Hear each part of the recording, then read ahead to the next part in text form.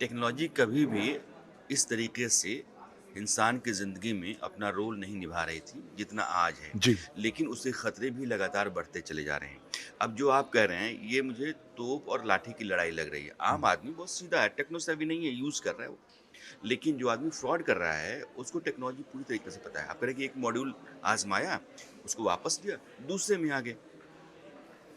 कितने तरह के हैं? कुछ केसेस के ज़रिए हमारे दर्शकों को आप बताएँगे कि देखिए एक घटना मेरी ये है, दूसरी घटना ये है, तीसरी घटना ये है।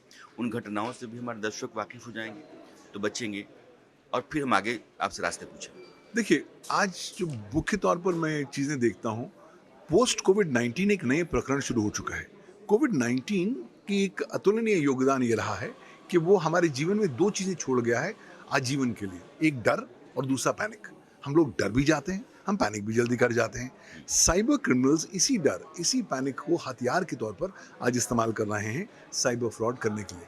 तो आजकल नए-नए प्रकार के साइबर फ्रॉड नज़र आ रहे हैं। पहला सबसे महत्वपूर्ण फ्रॉड डिजिटल अरेस्ट, जहाँ पर आपको फ़ोन आएगा, अनजान व्यक्ति का आएगा, कहेंगे अपना वीडियो कॉल ऑन करें। वीडियो कॉल ऑन करेंगे तो हम पुलिस अधिकर्मी की यूनिफ़ॉर्म वाला कोई व्यक्ति देखेंगे। हुँ, अब हम बचपन से हमें बताया गया है कि साहब पुलिस से डर के रहो, तो पुलिस की यूनिफ़ॉर्म वाला व्यक्ति देखते ही हम डर जाते हैं। और फिर वो कहते हैं कि हमें आपका पार्सल मिला है और इसमें ड्रग्स हैं, हम कार्रवाई करेंगे। कार्रवाई आप नहीं चाहते तो आप हमारी कंफर्ट मनी दीजिए। हम अपने अकाउंट में तो ले नहीं सकते, इसलिए दूसरों के अकाउंट में लें। आपको लगता है कि चलिए हम दाएँ-बाएँ कर लेते हैं, जुगाड़ कर लेते हैं, पैसे देके बच जाएँगे। भूल जाते हैं कि आप पैसे किसी पुलिस अधिकर्मी को नहीं दे रहे, आप साइबर क्रिमिनल को दे रहे हैं। एक बार आपने पैसा दे दिया, तो आपने कन्फर्मेशन कर दी कि आपके पास पेइंग कैपेसिटी है, हुँ, दूसरा इच्छा है देने की और तीसरा आप लगातार बार-बार विक्टिम बनाए जा सकते हैं। ये तो है एक प्रकार का साइबर क्राइम। दूसरा साइबर क्राइम आजकल इन्वेस्टमेंट फ्रॉड हो रहा है। मार्केट्स आज इतनी ज़बरदस्त बूम कर रही हैं, आपको कॉल आएगा, ये लिंक क्लिक करिए या आपको व्हाट्सएप या टेलीग्राम ग्रुप का हिस्सा बनाया जाएगा कि साहब ये देखिए अच्छी नई स्कीम है, पैसे लगाइए, 2 महीनों में आपके पैसे डबल हो जाएँगे। और लोगों की जो आपकी जो टेस्टिमोनियल्स हैं वो आपके सामने नज़र आएँगे। लोग कहेंगे साहब ये बहुत बढ़िया लोग हैं, इनसे मेरे पैसे डबल हुए हैं। हुँ, आप उस विश्वास में अपने पैसे लगाएँगे और पैसे गँवा देंगे। तीसरी बात, आज कहीं न कहीं वो आपका विश्वास जीतना चाहते हैं। इनिशियल विश्वास आपका जीत लिया, तो फिर कहीं न कहीं उनकी सेंध जो लगती है वो आपके बैंक अकाउंट में लगती है। मोटी बैंक रकम अकाउंट लग जाती है। भाई बॉटम लाइन है आज साइबर क्रिमिनल्स आलसी हो गए हैं। उन्हें पता है कि आज कम से कम काम में स्मार्ट वर्क करो और ज़्यादा से ज़्यादा पैसे कमाओ और लोगों को फँसाओ क्यों? क्योंकि आप जैसे मछुआरा होता है ना, अपना जाल फेंकता है, जो मछली फँस जाए, उसकी कैच बन जाती है। आज साइबर क्रिमिनल्स मछुआरों का रोल प्ले कर रहे हैं, अपना जाल फेंक रहे हैं, जो अनजान इनोसेंट उपभोक्ता हैं, फँस रहे हैं, अपने पैसे गँवा रहे हैं और ये लोग अपने मस्त होकर पैसे लेकर लुप्त हो रहे हैं, दूसरी डेस्टिनेशंस पर जा रहे हैं। पहले एक जामताड़ा होता था, अब नूह आ गया, अब बहराइच आ गया, अब तो एक नया प्रकरण शुरू हो गया, जिसे मैं कहता हूँ cottage industrialisation of cyber crime. Cottage industry के तौर पर साइबर क्राइम आज पनप रहा है, शहरों में, ग्रामीण इलाकों में, सेमी रूरल एरियाज़ में। तो अब हमको समझना है कि साइबर क्रिमिनल्स को लग गया है कि अन्य चीज़ों की तुलना में आज सबसे ज़्यादा पैसा साइबर क्राइम में है। उन्हें ये भी पता है कि भारतवर्ष में आज कानून बहुत ज़्यादा इफेक्टिव नहीं है। हमारे यहाँ भारत में cyber crime conviction ratio less than 1% है।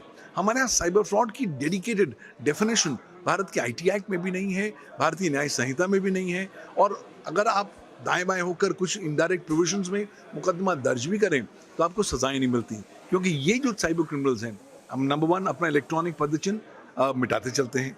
दूसरा इंश्योर करते हैं कि जो इलेक्ट्रॉनिक एविडेंस है वो या तो नष्ट कर दिया जाए या इस तरीके से प्रभावित किया जाए ताकि वो अदालत में प्रस्तुत ना किया जा सके।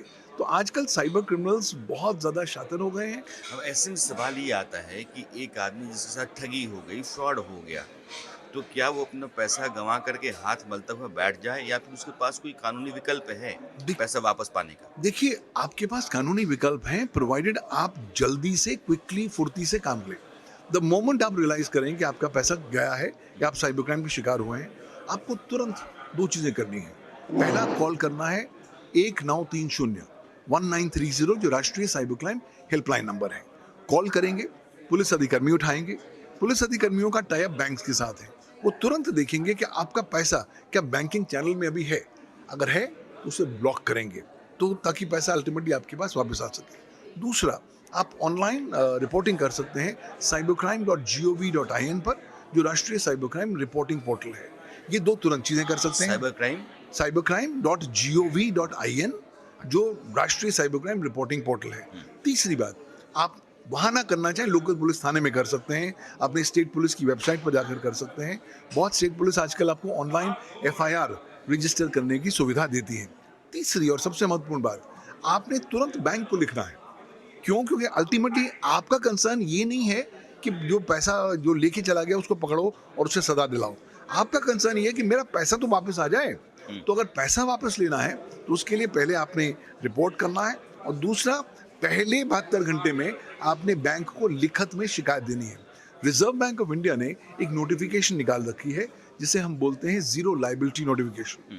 अगर आप पहले 72 घंटों में लिख के लिखत में शिकायत दें अपने बैंकों के साथ, ये ट्रांजैक्शन मेरा नहीं है, अनावश्यक है, तो बैंक की जिम्मेवारी है कि जितने आपके पैसे गए हैं वो सारे पैसों की भरपाई बैंक करेगा, आपके अकाउंट में ये डालेगा। आरबीआई का रूल ये कहता है। RBI की 6 जुलाई 2017 की नोटिफिकेशन है जिसे हम जीरो लाइबिलिटी नोटिफिकेशन कहते हैं। बैंक्स आपको गुमराह करेंगे, कहेंगे साहब ऐसा हो ही नहीं सकता, जलेबी की तरह कमाएंगे, लेकिन पैरवी करनी पड़ेगी। नहीं होगा तो अब RBI जो ओम्बड्समैन है उनको लिखेंगे, कहीं ना कहीं पैसे आपके वापस आ जाएंगे।